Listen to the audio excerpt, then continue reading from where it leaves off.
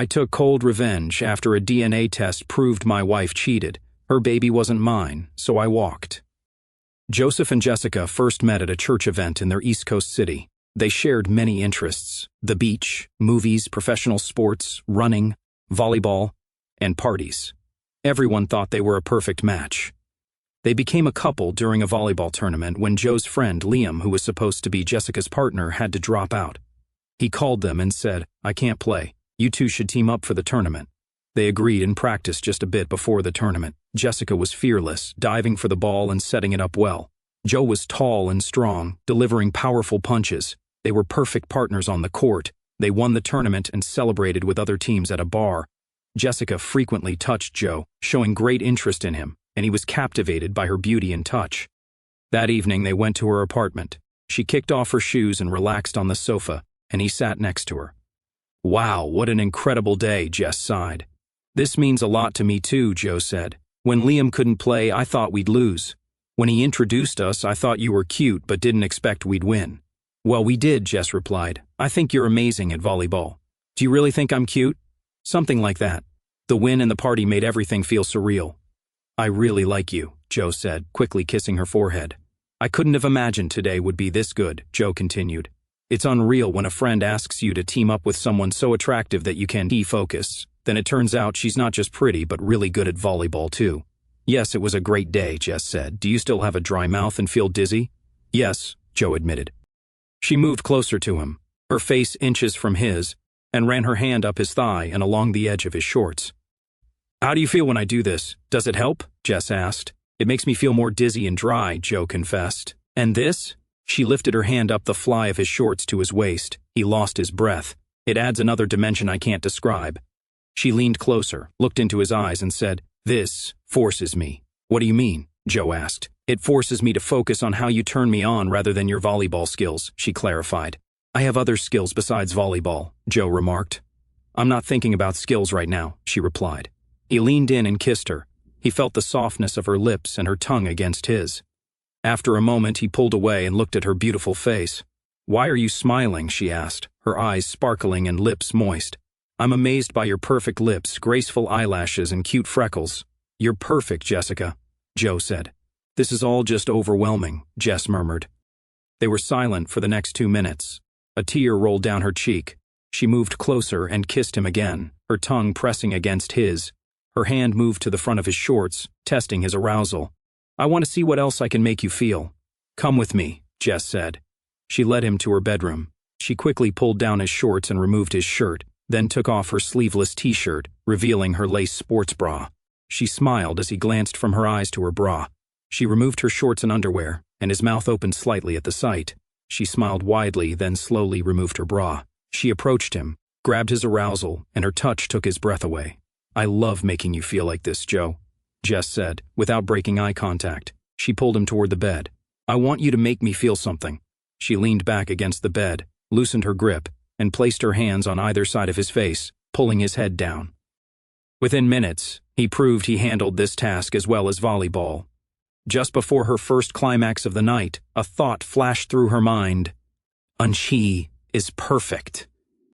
After more than a year of dating, their life evolved. They chose a Caribbean island for their wedding destination. After about 2 years, they got married, vowing to become one life, one love. They both loved making love, although Joe sometimes struggled to keep up with Jess. They bought an old house in a great location and, within weeks, christened every room. In the backyard, on a moonless night, they were intimate. They were attractive. Joe once received a modeling offer, and Jess had the face of a cover girl. She had a C-cup and just enough fat on her 5'8" body to be healthy. They were athletically built and stayed in excellent shape. They made good money, with her in technical equipment and him in software development. They had fun and worked a lot. His hobbies were mountain biking and photography, while hers included cooking, pop culture, and staying fit. Jess loved pop culture quizzes and showing off her cooking skills. Friends and family couldn't imagine a more perfect couple. They did everything together and agreed on almost everything, even politics. In an era where it was unpopular to be conservative, they both were, agreeing on candidates and bonds on local election days. Any disagreement was resolved immediately, even in front of others. Friends would smile and say, "Yes, they are perfect for each other." They excelled at their jobs and were respected team members. Joe's work in software development even helped Jess when she had issues with the new software package at her job. One evening, he heard her arguing in their office and went to see. After she explained the problem, he wrote a small routine that fixed it. Her work sped up, and the program worked better for everyone. She thanked him profusely, both verbally and physically. The company credited Jess for improving the program, and Joe used the routine in his work. They aimed for a good life, managing finances to enjoy vacations, a better house, and better cars. Occasionally, Jess earned large bonuses from major projects. They would assess the market, buy and renovate homes, and rent them out. After 7 years, they owned 3 houses and a condo. Joe managed renovations and rent collection, solving problems and making upgrades like installing electronic locks, security cameras, and repairing sprinklers. These activities took up his free time, while Jess worked more at her company. One Saturday, shortly after their 9th anniversary, he planned to work on the lawn watering system at a rental property. Jess felt she lacked personal attention and took matters into her own hands. "Joe, baby, before you waste time with those water pipes, I need help with a problem," Jess called out. "Is there a visible leak?" he yelled from behind the garage door, about to head to his truck. "There aren't that many pipes going through our bedroom ceiling. You better check it out," she replied. He put down his tools and went upstairs. Entering the bedroom, he froze, his mouth open. She lay on the bed, wearing only bud clamps on her chest, with a small toy humming. Her knees were pulled up and spread apart. "What the?" Joe exclaimed. "Oh, baby," she whined, breathing heavily. "I think you need to stay home and hang out right here, right now." Her brow was furrowed, and her lips were parted. Realizing he had been holding his breath, he dropped his car keys and tore off his clothes. Laying pipes can be a very complex task that requires a lot of thought and measurement. Completing the project involves extensive digging, threading, and pipe insertion. That day, he didn't leave the house but did plenty of measuring with his eyes and thinking with his lips and tongue. Digging, threading, and inserting parts of the project went so smoothly that they both experienced multiple climaxes. They had discussed having children once their finances allowed. Now that they owned several houses and had 6-figure bank accounts, Joe was eager to start that phase before they got older. However, she wanted to wait a bit longer to achieve a couple more career goals and ensure their financial future was secure. She got a promotion and felt she had a real career, not just a job. On their 10th wedding anniversary, they won a cornhole game at a party thrown by friends and family, with the theme perfect for each other. They then took a 4-day tour of vineyards in 2 rented limousines. When they returned home, Joe and Jess began shedding their clothes as soon as they walked in the door and celebrated their anniversary in the living room, on the stairs, and in the bedroom. Life was good. They were perfect for each other. Jess was promoted to Director of Divisional Services at work and was thrilled to tell Joe. They celebrated at a restaurant and again at home that evening. She met a new colleague, Curtis Stanley, who was tall, handsome, and in good shape. He was the new director of new accounts and traveled to their department monthly. Many women in the office were attracted to his easy smile, fashionable suits, stylish haircut, and flirtatious manner.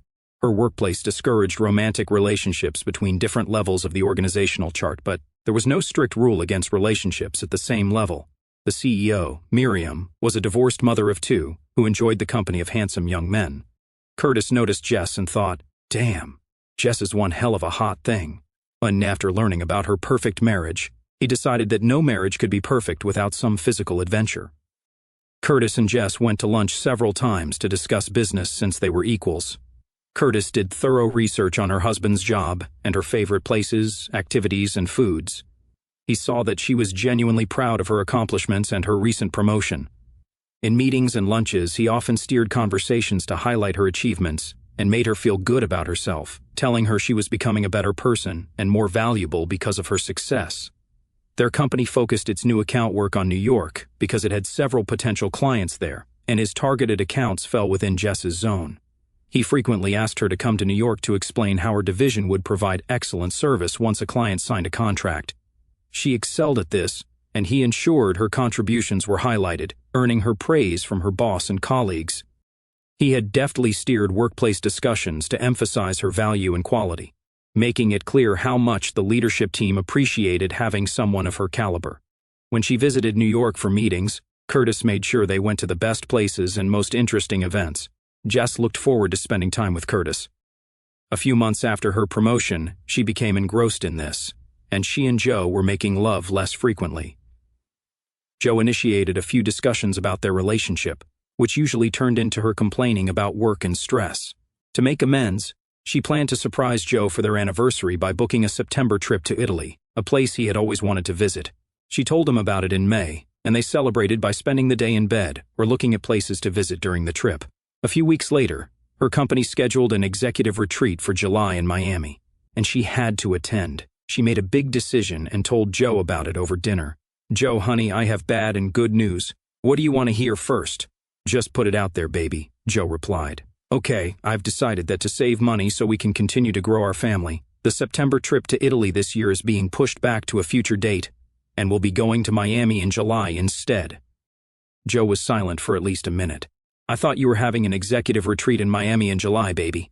"Yes, this is great for us. We get a hotel room paid for by the company for the week, so that saves us a lot of money. It's a great holiday destination and party town, with lots of great beaches and restaurants. I bet we can even play volleyball on the beach." "But if you're working, how will we play volleyball or do anything together?" Joe asked. "Work should be finished by lunchtime every day, and we can stay the following weekend to make sure we have time just for ourselves, darling." "Well, baby, I think we have enough money in the bank, and I'd love to spend a week in Miami, but I don't see why we have to cancel our trip to Italy. I haven't been in the new place too long, and I don't want to fly away so soon and remain in the dark for 2 weeks. I also don't think we'll ever have too much money in the bank, but that's beside the point. I have already canceled my tickets for September. We'll just have to restart this process sometime in the future, and now we can plan some fun things for Miami." Further discussion changed nothing. Joe decided to make a restaurant reservation in advance and look into volleyball tournaments happening while they were in Miami. Before leaving for Miami, Jess took another trip to New York. She never gave details about her trips, and when he asked about her activities after work, she usually mentioned dinner meetings with potential clients or solving a major problem with a West Coast client, taking up her evening on East Coast time. Miami was a great place to relax and enjoy the beach, and the restaurants were excellent too. They arrived on Sunday afternoon, checked into their hotel, and spent some time on the beach. They even played an hour of volleyball and a couple of matches. It was welcome night that day, and Jess asked if Joe could attend. Her boss, Miriam, the CEO, allowed it. At the dinner party, Jess spent time with Curtis, which Joe didn't like. When he suggested she stay close to him or leave, she insisted it was just business, reminding him they were there for a business retreat. Noticing Joe lingering, Miriam, who had always found Joe attractive, started talking to him. She knew he was a technician in another industry and a competent person. After a few drinks, she became flirty, running her finger up and down his arm and grabbing his wrist. Joe politely made it clear he wasn't interested and walked away to the restroom to escape her. Miriam felt awkward and disliked it. The event finally ended, and Joe convinced Jess to hang out with him at the bar for more drinks, but Curtis soon joined them, cutting their time short. They decided to call it a night. Once in their room, Jess was too tired for any amorous activities, as Joe had feared. Jess's work sessions often ran much longer than expected, frequently until 5 p.m., with 4 nights of executive-only events. Joe would often sit in the hotel hallway, waiting for her to finish work. He did get some volleyball time, and the beach was full of attractive women, but their attention wasn't what he wanted. Miriam, still resentful over Joe rejecting her advances, noticed Curtis making harsh remarks about people below the executive level and joined in. Later, she used Joe as an example of worker bees versus supervisors during a hiring discussion. Miami wasn't a big anniversary celebration. Including weekends, they made love maybe 4 times. It was a disappointing anniversary for Joe, though Jess left feeling excited about her position in the company. When they returned from Miami, life resumed as usual. Joe worked, and Jess spent a lot of time working in New York. Whenever Joe asked about her time there, he received the standard answers. In mid-September, he tried to discuss it again. "Baby, until this year I never thought your company was so focused on New York." "What changed?" Joe asked. "You're right, dear, that wasn't the case before. But now we're growing quickly, and it helps to have a critical mass of customers in one place so our people can handle multiple problems in one trip." "Why are you so busy with sales?" Joe questioned. "Miriam says having a post-sales service person with a client during part of the sales process results in higher closing rates. It seems to work. This is all part of a year-long push, and it should slow down after this. The company will still look for sales, but the focus will shift to services more than sales. I have more meetings in New York this week, and then just a trip to the Midwest in the first week of October. Joe was looking forward to having her home for the next week and hoped that, once the year-long push was over, they could get back on track. They had become more like roommates, and their physical closeness was reduced to about 4 times a month. Just returned from New York on Friday, Joe welcomed her with grilled steak and her favorite wine. She hugged him and gave him a brief kiss. A little later, she poured herself a second glass of wine.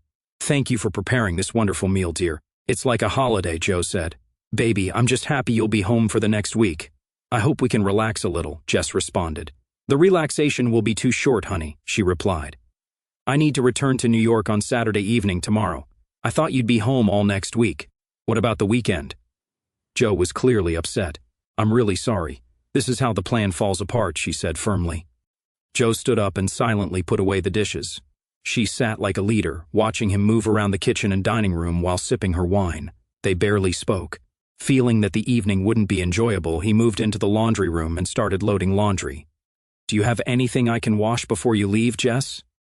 he called out. "No, that's not necessary, Joe." "Everything is clean," she replied. "You just returned. It's usually expensive to do laundry at a hotel." "Does your company pay for this?" he asked. "No, I did it at Curtis's apartment," Jess admitted. "What? Why? Is that where you stayed the last couple of times in New York?" Joe looked at her silently, his mind in shock. It didn't make sense. "Were you trying to save money or something? Why did you stay with him?" "No, this wasn't about saving money. Look, there needs to be some change in our lives. In my life. Soon I'll be looking at 40 in the rearview mirror.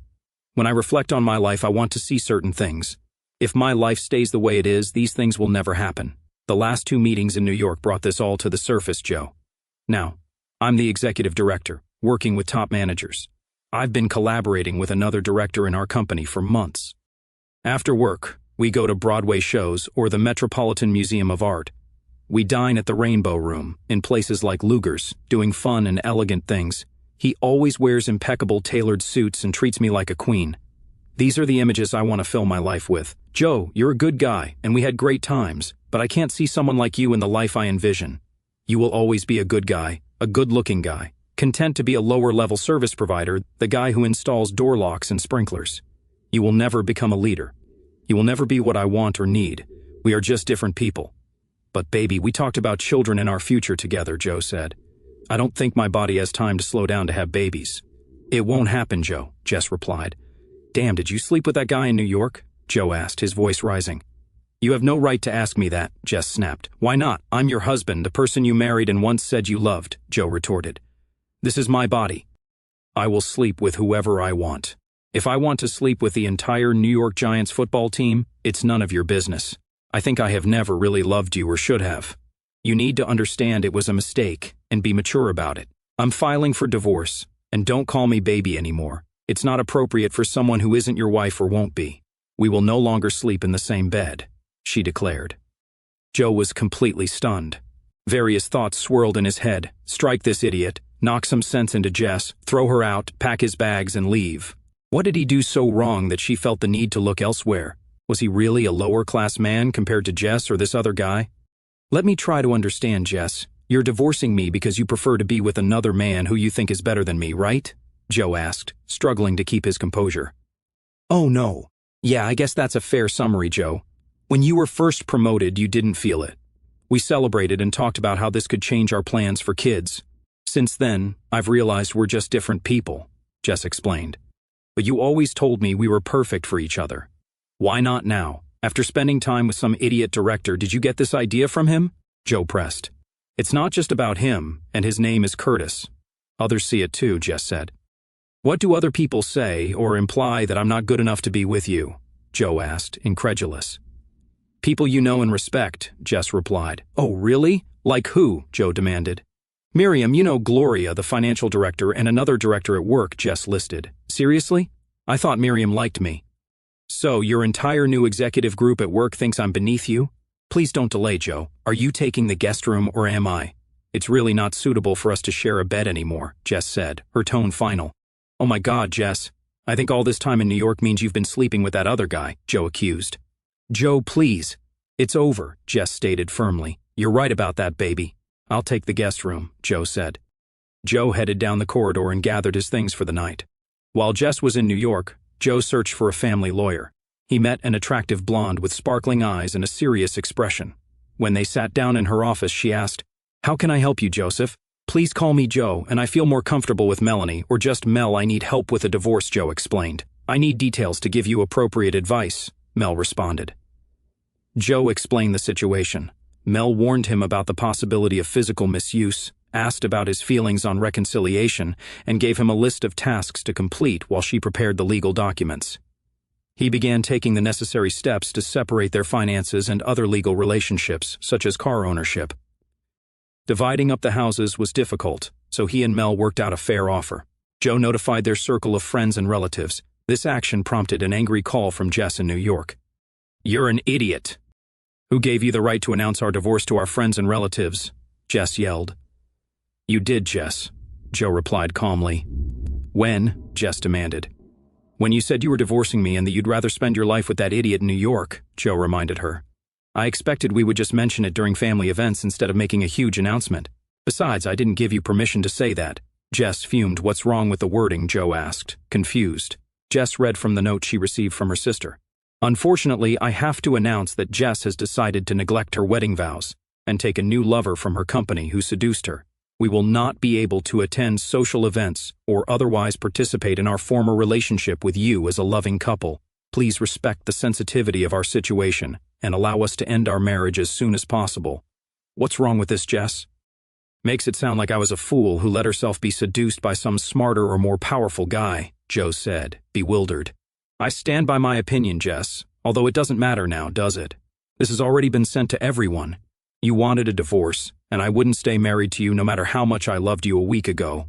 As you pointed out, it's inappropriate to stay with someone who's essentially an admitted strumpet. I've been tested for STDs and I'm awaiting the results.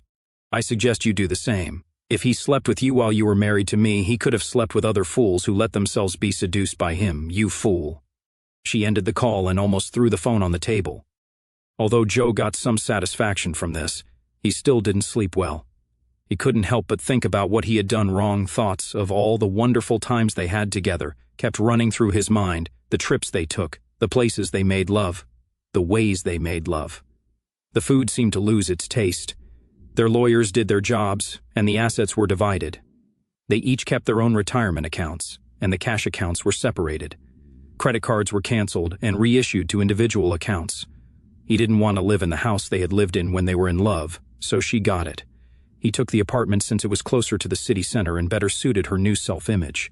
The documents were changed and recorded. He moved into an apartment since the two houses that remained were permanently rented out. His apartment was not far from the condominium they once owned together. 2 months after Jess announced the need for changes in her life, they no longer spoke except for legal matters. Occasionally, they saw each other at the same church or social events. The first time she brought Curtis, she insisted on reintroducing him to Joe. Curtis extended his hand and grinned. "I've heard a lot about you, Joe." Joe looked him in the eyes but didn't extend his hand. "I wish I knew where this was going when I first met you in Miami." He looked at Jess, shook his head, and turned away. As time went on, Joe divided their mutual friends into 2 groups, those he could trust and those who would likely relay anything he said back to Jess. Some people he decided would no longer be part of his close circle. He could still play catch or drink beer with them in a group, but he kept his feelings and inner thoughts to himself. Joe decided Neil Sedaka was right. Breaking up is hard. When Joe's friends at work found out, they were very supportive. His boss called him into the office and sat him down. "Joe, if you need anything, just let me know. This must be very difficult. If you need time or someone to talk to, I'm here. I've had relationship problems in the past, and sometimes it helps to talk things through to make decisions and keep things organized. Thank you, Evan, for your kind words. I know it's hard to deal with all the aspects of this kind of problem, and if the thought of revenge hasn't arisen, it will. When it does, Joe, don't take any criminal action like punching the guy or anything that could land you in jail. A few minutes of satisfaction won't be worth potential years of legal pain and suffering. That might be good advice, Evan. Thank you. Now that you mention it, it sounds like you have some experience in this area," Joe said. "Yes, maybe," Evan replied. "What kind of revenge can someone in my position get?" Joe asked. "That's a good question. There are different types of revenge.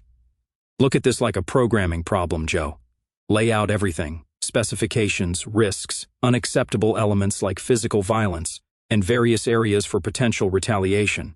Maybe financial, maybe legal, maybe social. Decide what areas are important to these others. Be creative as you are in your work, Evan suggested. Okay, you've given me a lot to think about, Joe said. If you need time, just let me know, Evan added. Joe went out and sat down at the table to think. He got permission from Evan to use the conference room and got to work. Using an old board on an easel, he listed the following types of revenge: social, financial, professional, self-esteem, and legal. He decided to gather a couple of close friends from work to help him figure it out. They persuaded him to add physical and technical pain to the list. They created a matrix with these categories in the column on the left and ideas of revenge in each category on the right. Ideas flowed freely without judgment to encourage creativity, resulting in some outlandish and some promising ideas. At the end of the day, Joe took a photo of the board, placed it in an empty box, and put it in the closet at the back of the room. Evan called to say he hoped Joe would feel better and repeated his offer to help. However, he requested that Joe limit using other people's productive time to before lunch and after work. Joe thanked him for his patience. A couple of days later, a friend from church was playing racquetball with Joe. "Are you going to participate in the annual church beach volleyball tournament next month?" he asked. "Well, I hadn't thought about it," Joe replied. "My volleyball partner and I broke up."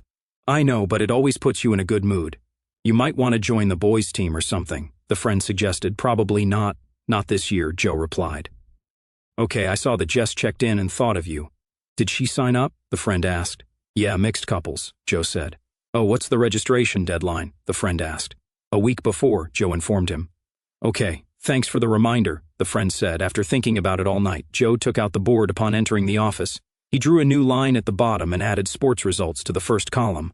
At lunchtime, he asked his revenge team to work on the matrix in the conference room. That same day, he made a few calls and went across town for a drink with an old friend from his university days. The next day, Ben, one of his revenge crew friends, walked into his office and closed the door. "Joe, how serious are you about getting revenge on Jess and her world?" Ben asked. "That's a good question." "Why?" Joe replied. "Because a lot of what we put into the matrix could be construed as just letting off steam, and some of it could be criminal, like physical violence," Ben explained. "But that was only because you guys thought it would be funny. I'm not actually going to eliminate anyone. I have to admit that I wouldn't feel any remorse if that fool disappeared. But I wouldn't take any action to liquidate him, and at this point, I would never take Jess back. I could never feel the same way or trust her," Joe clarified. "Okay, good to know. But there are other areas where the consequences could be much greater than we might think. If you ever thought you might get back together with Jessica, you'd want to avoid things like this," Ben warned. "Never again on God's green earth will I enter into any relationship with her that involves trust, affection, or physical contact. I was ready to do anything to show her how much she lost by leaving me in our marriage. I want her to deeply feel that spitting on a person's love and trust has consequences. Love and trust are crucial to a full and enjoyable life, and she knocked all of life's expectations out from under the man who loved her and gave her his heart and soul," Joe stated passionately. "Okay, Joe," Ben said. "And yet, Ben, where did you get this from?" Joe asked. "I have a few more things to think about, and then we might need some advice from Evan or someone with legal experience. I'll call you back," Ben replied. Joe continued walking along the path. Some days were better than others. He tried to focus on work and volleyball. He found a new teammate and decided to participate in the tournament. At work, he erased the physical pain line from the matrix and directed his attention to new projects. He didn't hear anything else from Ben and figured it was probably just a mental exercise to remind him not to act impulsively.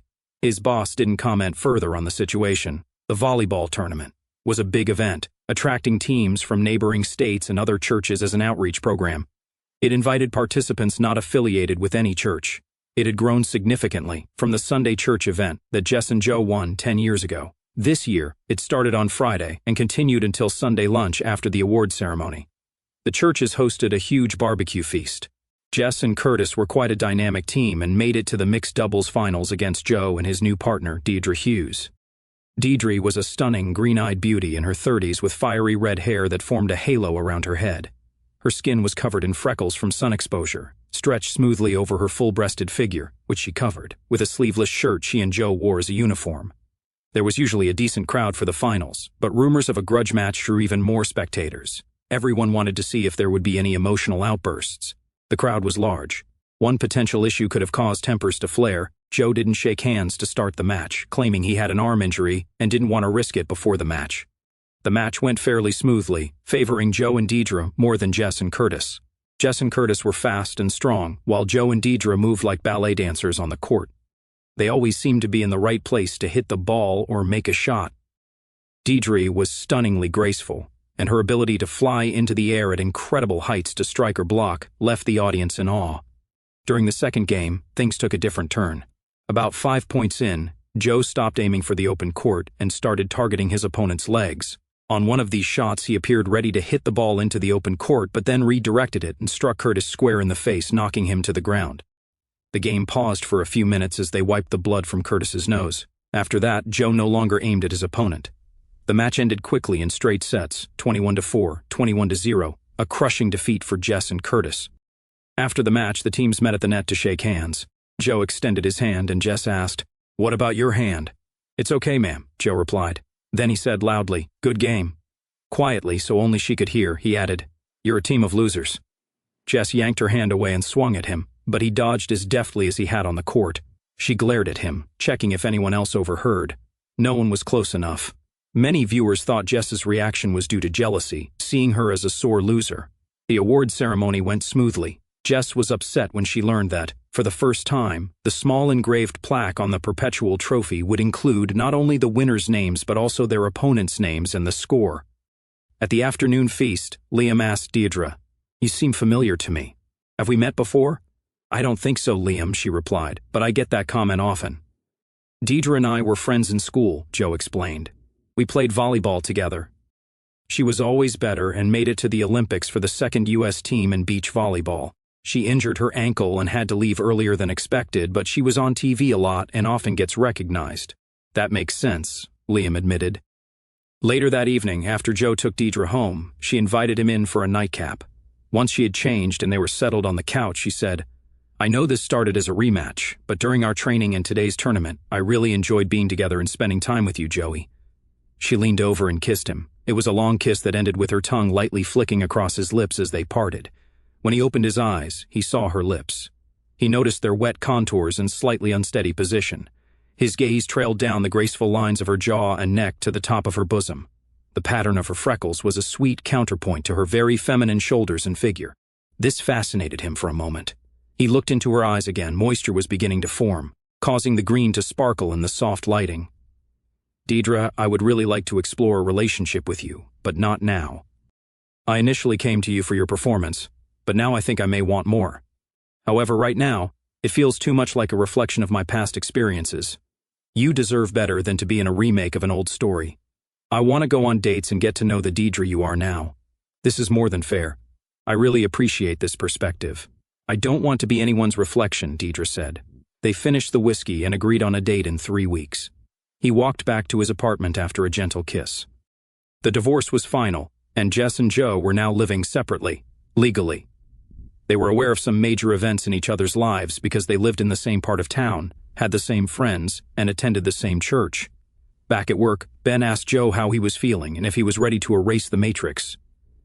Joe thought and said, "I still feel I haven't resolved 10 years of lies, or 10 years of love that was so worthless it could be discarded like an old shirt for a new one.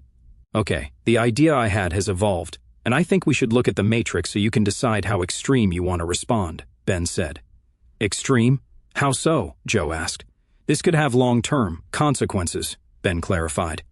At noon, the revenge crew gathered in the conference room, setting up the matrix board.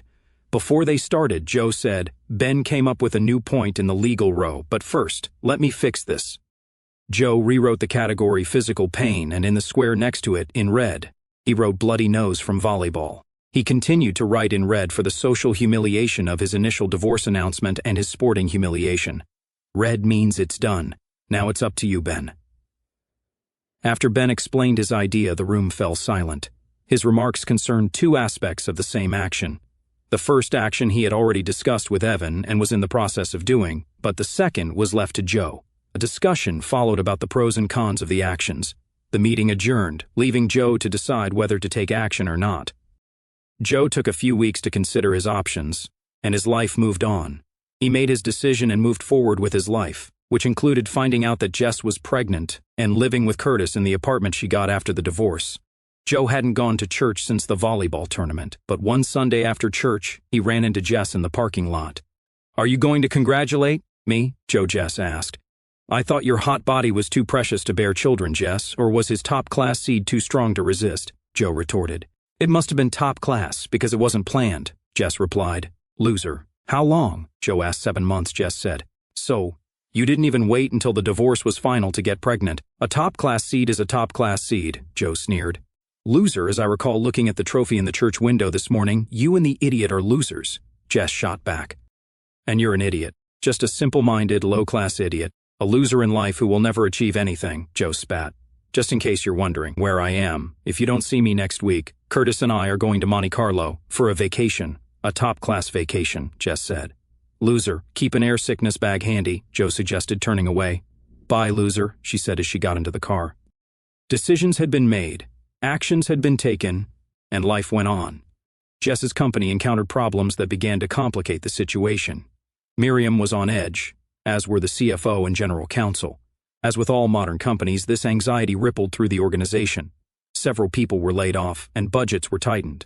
Problems at work exacerbated tensions in Jess's apartment as her pregnancy progressed. Curtis became less interested in doctor's visits and other events associated with childbirth.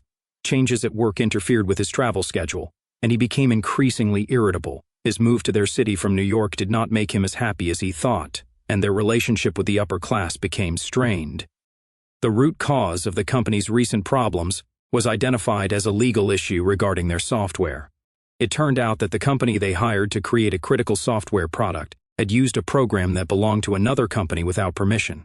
Since Jess's company paid for the product and shared ownership, they were also responsible for the stolen code. To make matters worse, her company and the software company were selling modified versions of the program to other companies for use in their service delivery processes. The software had been in use for several years, and no one could remember who was responsible for using the stolen code. People were laid off from the software company, and legal costs were taking a toll on Jess's company. The legal owner of the code demanded licensing fees and all the money Jess's company had earned from the software, plus fines. After months of legal battles, the options remained unchanged. Jess's company could either stop using the program or enter into a licensing agreement to pay for the rights to the key code. The software company that developed the program had recently closed down, and its employees had dispersed into the industry. Not using the program and trying to replace it would put Jess's company out of business due to the time required to develop a new solution. They were forced to make a cash deal for licensing, resulting in a 10-year declining payment schedule with high initial costs that would decrease to a reasonable annual figure. The financial strain led to even greater turmoil at Jess's company, with salaries and commissions cut or eliminated. By the time Jess's baby was due, she and Curtis were barely civil roommates. One day, Jess came home to find most of Curtis's things gone, and he was taking the last items out of the closet. "What are you doing, honey?" she asked. "I left the company for a new job on the West Coast. Need to go. Got a plane to catch," Curtis replied. "When will you be back?" "Our baby is due any minute," Jess said, her voice trembling. "I don't plan to return." "You have health insurance to cover the birth," Curtis said flatly. "But what about raising and caring for him?" Jess asked, panic rising. The more I thought about it, the more I realized this wasn't for me. "You know what kind of person I am, Jess. I love good restaurants, art museums, and holidays in Monte Carlo. I don't like diapers, strollers, or postponing vacations because of a child," Curtis explained. "Curtis, how can you say that? I thought you loved me. I thought our relationship would return to normal after the baby was born," Jess pleaded. "I have to go, Jess." "Bye," Curtis said, closing the door behind him. Jess collapsed on the sofa, sobbing uncontrollably. Suddenly, she felt a gush of liquid. "Oh my God, my water just broke," she thought, trying to pull herself together. She called a friend from work. "Gloria, could you help me? My water just broke and Curtis is at the airport leaving," Jess said urgently. "Oh God, Jess, I'm afraid I can't. I'm at my sister's 2 hours away. Try calling Anita or Susan. I'm sorry I can't help you right now." Gloria's cell phone went offline. Jess called the other two ladies. Anita's phone went to voicemail, and Susan's phone was not set up to receive messages. Her body was telling her there was no more time to waste. She stumbled into the bedroom, grabbed her baby bag, and headed to the car. She had difficulty getting into the BMW but managed to open the door, throw her bag on the passenger seat, and get behind the wheel. She made it only half a mile before realizing she couldn't continue. The contractions made driving too difficult and dangerous. It dawned on her that someone else she knew lived very close and could get there quickly. She found the number on her phone and pressed the icon to dial. "Hello, is this Jess?" answered the voice. "Oh, thank God, Joe, are you at home? Please help me right now," Jess pleaded. "Yes, I'm here. I was just getting ready for the evening. What do you need and why are you calling me?" Joe asked, confused. No time to explain, she didn't want to argue. If she had gotten to the point where she needed help, she didn't want him to refuse. She thought he would respond to a simple plea. "I'm in my car on the street in front of the Ashton Glen apartments. Please come right now. It's a matter of life and death," Jess said urgently. "I don't think you're dying, but I'm heading out now since you're very close," Joe replied. "Thank you very much." She ended the conversation. Another wave of contractions hit Jess. She left the headlights on, turned on her hazard lights, and winced as another contraction hit. Joe arrived about 3 minutes later, stopping at the curb right in front of her car. Her headlights illuminated a canary yellow Audi. Joe got out and walked over to her car.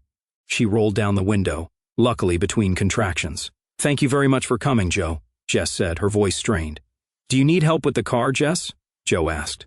"No, my water broke. The baby is due now and I need your help to get to the hospital," Jess explained. "Where's Curtis?" Joe inquired. "He just left for the airport," Jess replied, her voice breaking. "While you're giving birth? Just call him back," Joe suggested, incredulous. "He won't return," Jess said, starting to cry again. "What do you mean?" Joe asked, bewildered. "He broke up with me." "He doesn't want a child," Jess managed to say through her sobs. "I can't understand you if you're crying, Jess," Joe said gently. "I'm really sorry. I'll try not to," Jess said, trying to compose herself. "Is he going back to New York?" Joe asked. "No, he left the company due to our financial difficulties. He got a job on the West Coast," Jess explained. Another contraction overwhelmed her. "I'll help you get to the hospital, Jess. First, give me your phone." She handed it to Joe. He dialed the number. "Yes, thank you, operator. There is a pregnant woman directly opposite the Ashton Glen apartments on Avenel Drive. Please send an ambulance. Her water is broken, and she's sitting in the driver's seat of a silver BMW with flashing lights. If you need more information, you can call this number back." He shoved the phone back into her hands. "Can you take me there, Joe? I don't want to spoil my new car," Jess said weakly. "Where did you get it?" "It looks very expensive, and your suit looks really great," Joe remarked. "It turns out that the program I wrote to help your company's new software work properly is owned by my company because my employment agreement gives them ownership of everything I create while working for them. But if the employee creates a huge cash flow, he gets a percentage of what he earns. Because your company sold the use of the program to other companies, all of those companies owed my company huge licensing fees. Remember those 6-figure bonuses you used to get from time to time? I received a 7-figure payment, and more payments are coming soon," Joe explained. Another wave of contractions hit Jess. "Jess, I see you are in no position to have a real conversation. The ambulance should arrive soon. I have to go. I have a date. Bye, Jess," Joe said. Another painful and demanding wave hit Jess. "Joe, could you stay until the ambulance gets here and then take care of my car?" Jess pleaded. "I don't think so, Jess. That's what a husband or at least the father of the child would do," Joe replied coldly. "Joe," Jess called out desperately, opening the car door. Joe stopped, turned around and said, "I think I can say that this idiot is an idiot, and you are a cheating strumpet. You and that idiot Curtis are perfect for each other." He got into the car and drove away.